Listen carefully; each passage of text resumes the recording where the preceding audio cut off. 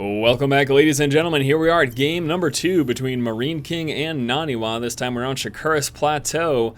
NaNiwa, our red Protoss player, spawning down over here in the lower right-hand spawn position. His opponent, Marine King, and the winner of last game, our blue Terran player, spawning in the upper left-hand spawn location. So Marine King winning last game. Let's do a quick little recap.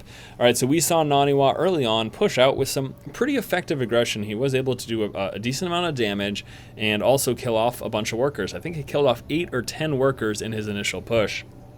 Problem was, immediately after that, Marine King Prime with Stimpack was able to counterattack and really hurt NaNiwa, killing off a few workers himself, but also getting about a 1,000 resource advantage in terms of the amount of resources he had lost in that game. So that really set Marine King ahead. NaNiwa then at that point decided, all right, I'm going to try DT. And I mentioned when he made that decision that it's sort of it's kind of a risky bet. It's certainly a gamble. I pretty much just said the same thing 5 times in a row. So NaNiwa going with the DT gamble. The problem is that if you don't do damage with that Dark Templar, it really hurts you, because instead of going for DT, you can choose to go for Colossus or High Templar / Archon with Charge Zealot. And both of those unit compositions will work well against Bio. But if your DT doesn't do a lot of damage and you have neither of those follow-ups, then you're going to get rolled over by Bio, and that's exactly what Marine King Prime was able to do. He quite easily dealt with the DT, took almost no losses from them at all, and then just pushed out and was easily able to overwhelm NaNiwa, again, without those Colossus, without the Charge Zealots and the High Templar. There was really nothing NaNiwa could do about it at that point in the game. And talk about risk. Marine King Prime opening up here with Command Center first, just going straight for that expansion, delaying his first racks as a result. You can see he even has to cut worker production to try to get that racks up as soon as possible, because if you try to keep churning out those SAVs and further delay that early racks after this expansion, then you're going to just have so few units early on. The smallest of pushes could really hurt you. But he does have that racks coming on through. We'll be coming out with a second one as well, and we should expect a bunker as well, either somewhere back here or a little bit closer there to the ramp. Either way, though, that bunker with those Marines, hopefully we'll be able to defend him again with this very risky Command Center first opening. Big thing here for NaNiwa, though, is that he does not know about this yet. Now, he will be scouting out right now. Let's see if he decides to go bottom left or straight cross-positional. Oh, for his sake, I hope he goes cross-positional, but he is going to the bottom left. So this delayed scouting is going to give Marine King even more of an advantage, as NaNiwa still does not know that, hey, man, I should be dropping a Nexus right now.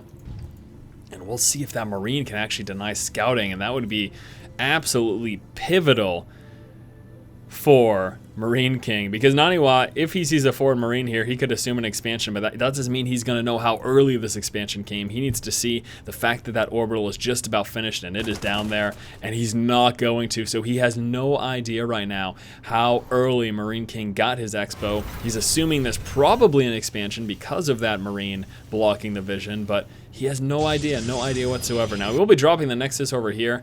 Again, he is assuming an expansion, and he might be trying to push on with that first Zealot and Stalker, try to break that vision of the ramp, force those Marines back, and spot that orbital where it is. But at this point, honestly, this could be right around when a Rax first into expansion would be finished as well. So he really will not know the fact that Marine King is going to have a very significant mineral advantage early on here.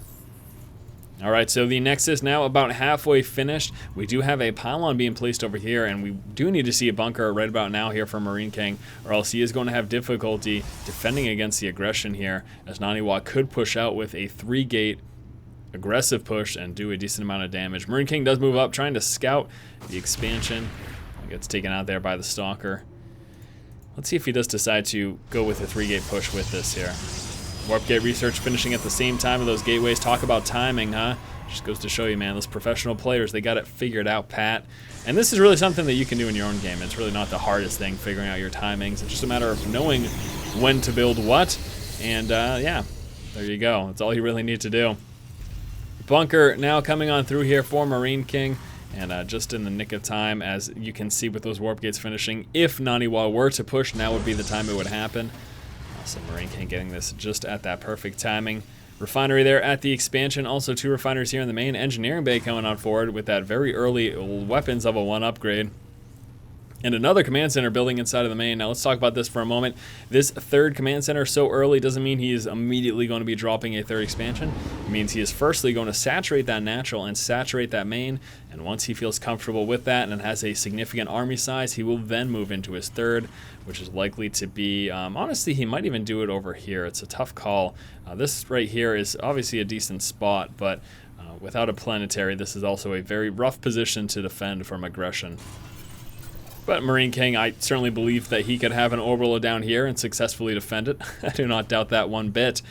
Back over here for NaNiwa, let's take a look. We do have those 3 warp gates in play. Robotics Bay coming forward, as well as the observer that will be his... Oh no, he does have an observer already that is heading across the map, so he's getting a second observer right now. And we'll be following up with Colossus. So instead of what we saw last game, going for that DT harass, he's going for the much more standard and effective at defending Colossus tech. That's certainly not going to be a bad idea whatsoever there for NaNiwa. Mr. NaNiwa. There's the observer scouting the frontal wall off. He spots the 2 bunkers, going to spot the Marines. Now it's time to check those production buildings. First thing he's going to notice, of course, is this third command center sitting inside of that main. Churning out the bio there. We will have medevacs out shortly as the reactor is about to finish on the factory, and that starport should be finishing around that same time. And Marine King Prime right now will just be going macro, macro, macro. 2 more racks also getting placed down. You can see the combat shield as well as that stim pack and concussive shell following up after that. NaNiwa places a pylon in the center of the map and starting to move out.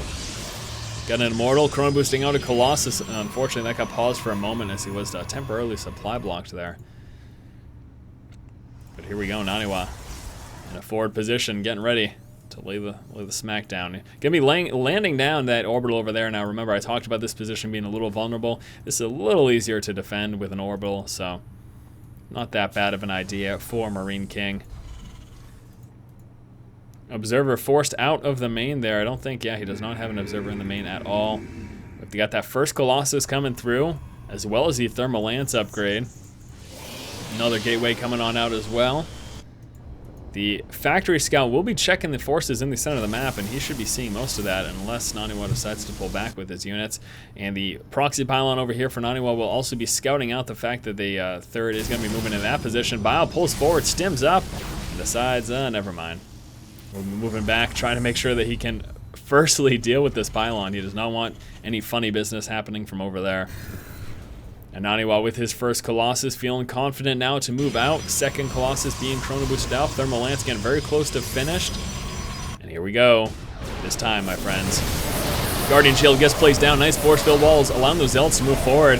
Oh no, a Colossus getting caught in a tough position, and he gets sniped. And that was awful for NaNiwa, losing his Colossus there. Certainly not what he wanted to have happen.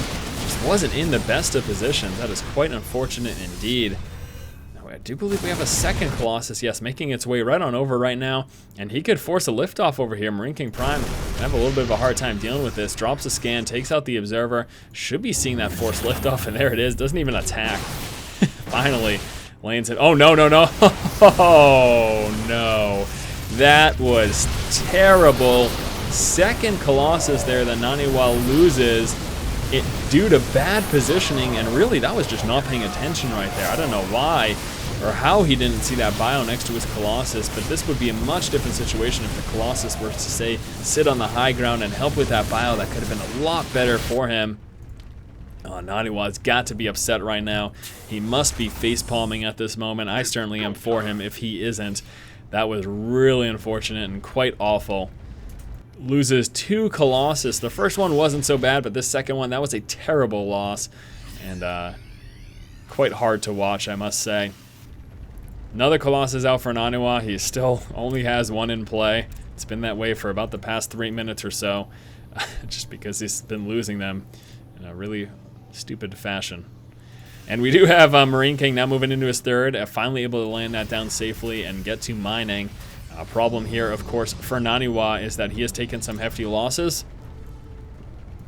Wow. 20,000, I'm sorry, 2,000 resources behind right now. NaNiwa is 2,000 resources behind Marine King. And that's why he's not expanding. He's like, I need an army, otherwise I'm gonna get rolled. You can see, even at this point, without expanding and without getting extra workers for an expansion, which is all things that are true here for Marine King, he is still behind Marine King in terms of his army size. Really has to do some damage. He is so far behind right now. This push best do something or else he's in trouble. Please don't lose your Colossus here. Not like you did in the past. I would be very upset. Stemming up the bow, there goes the Guardian Shield. The Vikings, of course, going straight for those Colossus. Need those Stalkers to take it out. One Colossus down, trying to force back that bio. I don't think he's got enough ground forces right now, though. Second Colossus gets dropped, and Marine King will be able to mop up the rest of this. And NaNiwa, how unfortunate. There's the GG. Unfortunately, this game, NaNiwa made some very significant mistakes, losing his Colossus and falling so far behind in resources lost. It was a very uphill battle, and not winning this engagement really was the nail in the coffin. Alright guys, thank you so much for watching. Hopefully you did enjoy this series. As always, if you like the content, please subscribe. Stay tuned for some more SC2 commentary and all sorts of fun stuff here on the channel. Thanks again, guys. Keep watching and keep owning. Poor Colossus.